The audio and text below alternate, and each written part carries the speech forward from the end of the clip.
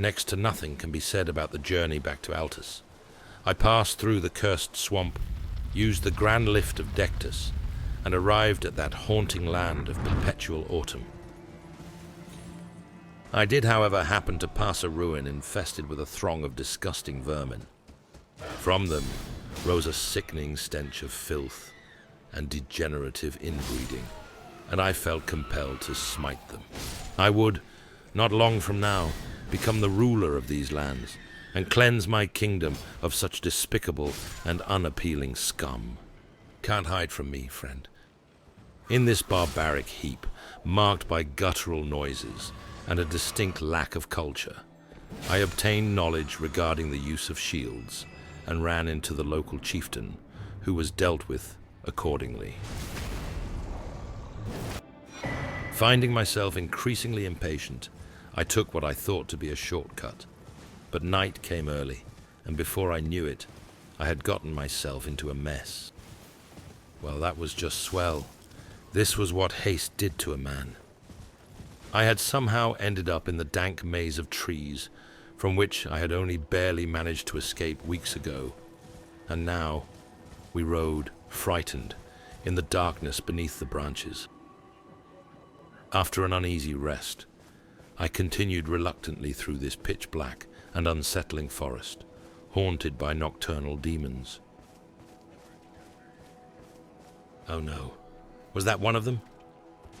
I quickly snuffed the lantern and dove headfirst into some nearby bushes. Wait, was that light up there? How interesting. Someone was apparently observing that thing. Soldiers, what were they doing out here? Was that fellow planning an attack? Ha! He was clearly out of his mind. By the gods, those things were truly horrendous. Oh dear, his comrades were abandoning him. What friends they turned out to be. Don't give up, brave knight, lest you wish to end as a skeleton. Now that was just disgusting. The poor soldier had been helpless against this horror of the night, especially on his own. What would it do now? Of course it came back this way. To be fair, though, it only made sense with my luck. It almost looked like sorrowful offspring of some monstrous deity. Oh, poor twisted child. So ugly. Thank the gods for small favors. The aesthetically disabled being wasn't blessed with particularly keen senses, which in turn allowed me to escape.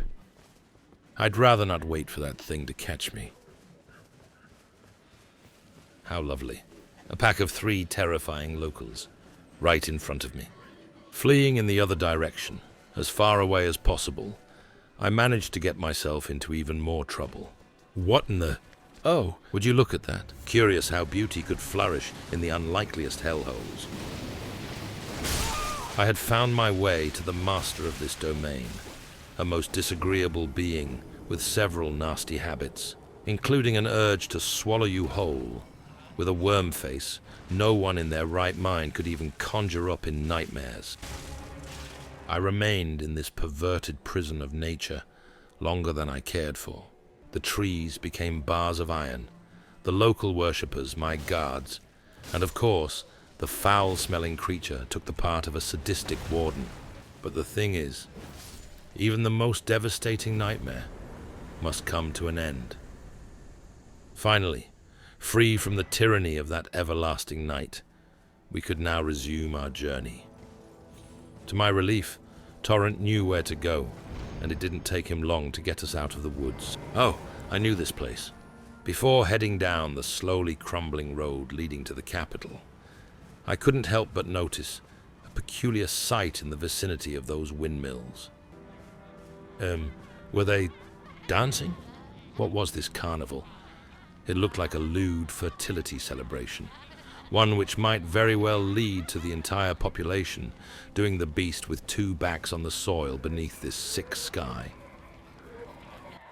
It turned out, however, that the villagers had other things on their mind than filthy mating rituals. One of them wielded a peculiar weapon, a cleaver carved from a bone of some sort, though I wasn't entirely sure it was from an animal, and the thought made me shiver. This one attacked me with a skull. What exactly were they doing here? If I hadn't already suspected something was amiss, I would have realized it now. For at the very spot where those snickering heathens had performed their cultish ritual, I noticed the sorry remains of a noble traveler. Sadly, this part of the story was far from over, because just beyond where I had that disturbing experience with the rural population of Altus, I discovered, much to my dismay, the village from which they came. I had a bad feeling about this place.